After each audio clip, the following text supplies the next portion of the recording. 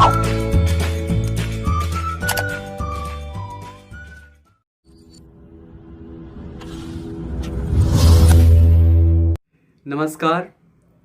मैं अनुराग Kumar ANN 24 news में आपका स्वागत है। स्वागत के साथ साथ सच की वकालत के सेगमेंट में आज हम बात करेंगे भारत में जो किसान आंदोलन हो रहा है उस आंदोलन का। आखिरकार उस आंदोलन का क्या स्थिति है, वो आंदोलन कितना सरकार पर अपना छाप छोड़ चुकी है, सरकार की दांव समझेंगे और एक और किसान का पेट समझेंगे। तमाम बातों को लेकर हाजिर हूं एक बार फिर से आपके अपने चैनल ANN 24 न्यूज़ में।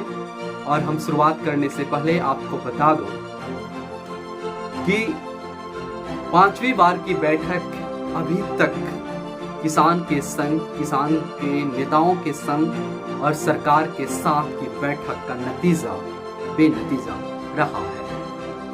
इस बेनतीजे और नतीजों के बीच सरकार कैसी हुई फंसती हुई दिखाई दे रही है, इन तमाम पहलुओं पर चर्चा करेंगे, प्रकाश डालेंगे और हम बात भी करेंगे आपसे।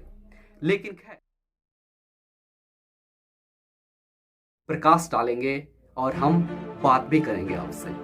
लेकिन खैर पहली बार हम आपको बता दें कि जो 5वीं बार की बातचीत है वह कहीं ना कहीं असफल हो गई है। सरकार का पेच फंस चुका है और सरकार बैक फुट पे आ चुकी है और किसान संघ के नेता फ्रंट फुट पे आकर खेल रहे हैं इस आंदोलन की लड़ाई या फिर यूं कहे कि आंदोलन के मैदान में।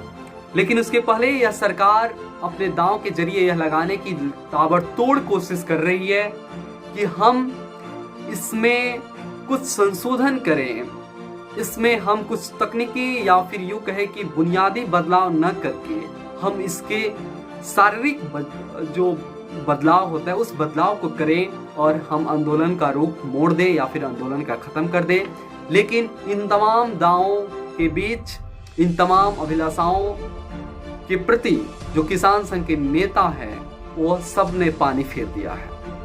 मतलब इसी बीच सरकार यह चाह रही है कि हम नियम जो तीनों कृषि कानून हैं उस कृषि कानून में तकनीकी बदलाव कर दें और किसान के जो आंदोलन हो रहे हैं वो किसान के आंदोलन इस पर रोक दिया जाए या फिर उनसे समझौता कर लिया जाए।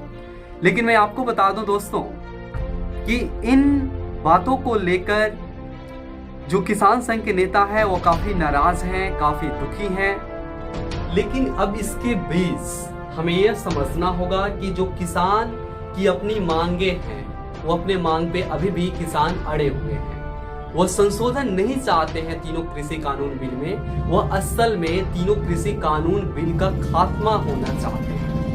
तो यह सरकार के लिए काफी बड़ी मुश्किल की बात खड़ी कर दी है या फिर हो गई है किसान संघ के नेताओं के द्वारा या फिर किसान आंदोलन के द्वारा। लेकिन उसके तीसरे पॉइंट जो है वह यह है कि छठी मुलाकात क्या सरकार से आखिरी मुलाकात होगी या फिर एक बेनतीजा सा नतीजा निकलेगा और फिर किसी 7वीं मुलाकात का इंतजार किसान आंदोलन या फिर किसान संघ के नेताओं का होगा। यह देखना काफी दिलचस्प होगा और हम भी देखेंगे और आप भी इसे देखते रहिए। लेकिन खैर बहरहाल हमें यह देखना पड़ेगा कि कौन पीछे हटेगा, किसका दांव फेल होगा, किसका पेच फेल होगा, कौन सफल होगा और कौन असफल होगा। लेकिन यहाँ पर अभी की स्थिति अगर देखें तो पहले जो थी वही सरकार थी जो सीधे फ्रंट फुट पे आके खेलती थी, बोलती थी कि कोई बदलाव नहीं होगा, हम हितैषी हैं, हमारा जो कानून है वह किसान समाज के लिए है, कृषक वर्ग के लिए है। लेकिन अब वही सरकार यह कह रही है कि हम अगर संशोधन चाहते हैं तो संशोधन करने के लिए तैयार हैं। हम अगर एमएसपी चाहते हैं तो हम एमएसपी जो है वो लिखित रूप में देने के लिए भी तैयार हैं। तो इन तमाम तरह की जो एक तरह का अपना स्टैंड है या फिर सरकार का जो स्टैंड है, इस स्टैंड को कैसे एक बैकफुट से माफ कीजिएगा फ्रंट फुट से बैकफुट तक लेकर आई है। लेकिन उसके पहले कुछ किसान पक्ष का ये अपना मानना है कि जो खेती है वो खेती घाटे का खेती है। मतलब इसमें नौजवान खेती करने से डरते हैं और इसमें क्या है कि ये तीनों कृषि कानून बिल आ जाता है तो बड़ी मछली छोटी मछली को निगलने के लिए तैयार हो जाएगी या फिर निगलना शुरू कर देगी। तो सवाल यह है कि यह कानून जो है वह किसके लिए है, बड़ी मछली के लिए या फिर छोटी मछली के लिए। दोस्तों, बड़ी मछली कहने का मतलब यहाँ पे कॉर्पोरेट घराने को कहा गया और छोटी मछली किसान वर्ग को कहा गया है जो अपने आप को छोटी मछली के रूप में मानते हैं। लेकिन उसके पहले सरकार वर्सेस किसान के बीच कुछ मतभेद चल रहे हैं और उन चीजों को हमें समझना चाहिए। जैसे कि सरकार कह रही है कि एमएसपी चल रही थी, चलती रहेगी और हम इसे लिख कर देने के लिए तैयार हैं। लेकिन किसान कह रही है कि बिना स्वामीनाथन फार्मूला के एमएसपी बनाने की बात कहीं न कहीं एक बेकार है, वह नाजायज है, हम उसे मान नहीं सकते हैं। लेकिन एमएसपी का बात नहीं है, हम कानून का बात कर रहे हैं। आगे पहले तीनों कृषि कानून भी, तीनों काले कानून को खत्म किया जाए, फिर एमएसपी लागू या फिर एमएसपी को लिखित दिया जाए। है इसमें एक चीज दिलचस्प बात आपको बता दें कि देश के जो 60 करोड़ आबादी है वो कृषि पर डिपेंड है, उनका जीवन भरण जो होता है वो कृषि पर होता है। तो यह देखना होगा कि सरकार इसे कैसे हैंडल करती है, उन 60 करोड़ लोगों को कैसे अपने राजनीतिक, कूटनीतिक और नैतिकता के बिहाफ पे, हम नैतिकता वर्ड यूज कर रहे हैं, इन तमाम पहलुओं के मद्देनजर सरकार कैसे हैंडल कर रही है। एक आंकड़ा है, इसमें बताया गया है कि ये कानून जो है वह जून में आया। जून के बाद मक्का बिका 1760 का दाम था, मतलब एमएसपी था उसका, लेकिन बिका कितना 700 में। ध्यान से सुनिएगा, 1760 का मक्का 700 में बिकता है। फिर धान 1868 रुपया का दाम का पीआरएस लेके 1100 से 1200 का बिकता है। इसके बाद यह कहा गया है कि एमएसपी से भी नीचे, मतलब कि जो सरकार के द्वारा दाम निर्धारित किया जा रहा है, न्यूनतम समर्थक मूल्य, उस न्यूनतम समर्थन मूल्य से भी नीचे बेचा जा रहा है। तो ये किसान संघ के नेता पूछ रहे हैं कि जो अगर कानून है, कानून हितैषी है, तो फिर इस पे क्यों नहीं अप्लाई हुआ? ये तो कानून जून में आया, जून के फसल क्यों नहीं उस हिसाब से बिके अगर सरकार के बातों पे हम विश्वास करें तो।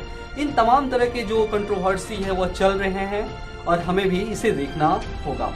है लेकिन एक चीज है कि जब किसान संघ का अपना आरोप है कि सरकार कह रही है कि आप अपनी मांगे लिख कर दो, बार बार बातें कर रही है कि अपनी मांगे लिख कर दो, तो अपनी मांगे लिख कर देने का मतलब ये होता है कि एक जलेबी बनाना, मतलब उसी बात को दोहराना कि एक तरह का मतलब सत्ता की जलेबी बनाने जैसा है। उसके बाद एक फोटो वायरल हो रहा है दोस्तों, आप उसे देख सकते हैं। लेकिन ये फोटो असल में, जो आप ये स्क्रीन पे फोटो देख रहे हैं, यह फोटो असल में सरकार और किसान के बीच का एक अविश्वास का सबब है। यह एक ऐसा सबक है कि कुछ लोगों का मानना है कि अगर उनके जेब पे, मेज पे बैठ के खा लेते, उनके साथ पानी पी लेते तो क्या हो जाता किसानों का। जी हाँ, आप सही कह रहे हैं, क्योंकि किसान तो वोट दिए तब तो सरकार बनी, सरकार तो उनकी भी है, सही बात है।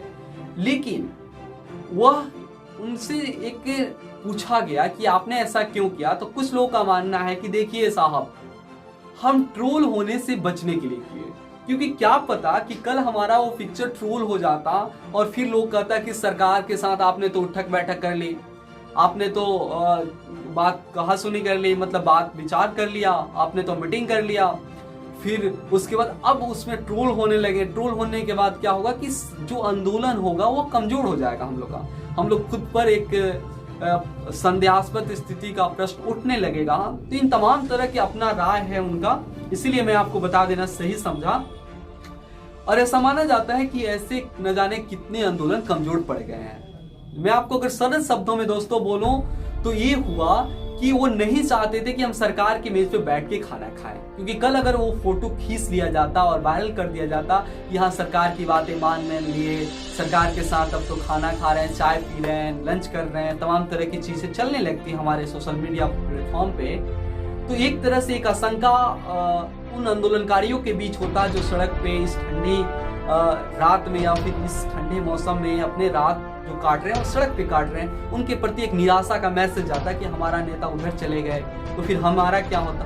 तो इन तमाम तरह की विसंगतियों से बचने के लिए किसान संघ का अपना एक नैतिक कदम है। मैं इसे नैतिक कदम कहूंगा क्योंकि ये कोई मैनिपुलेटेड कदम नहीं था। ऐसा कोई नहीं था कि हम सरकार का विरोध कर रहे हैं। हम सरकार का विरोध नहीं करते हैं, हम उनके नीतियों का विरोध करते हैं। हमें किसी नरेंद्र मोदी से या फिर किसी विशेष व्यक्ति से हमें कोई दुश्मनी नहीं है। तो इन तमाम तरह का उनका मानना है, इसीलिए मैं आपको ये बातें बता दी। लेकिन खैर, हम मिलते हैं नए वीडियो में। हमारी नज़र इसी तरह बनी रहेगी, वो नज़र पैनी नज़र होगी। दीजिए मुझे इजाज़त। आपको अच्छा लगे तो लाइक कीजिए, सब्सक्राइब कीजिए और मेरे चैनल को लोगों के बीच शेयर कीजिए, ताकि आपका हर एक शेयर और हर एक टिप्पणी मेरे लिए कुछ और बेहतर करने का एक बार फिर से मौका देती है। लेते हैं विदा, दीजिए इजाज़त। नमस्कार, अनुराग कुमार।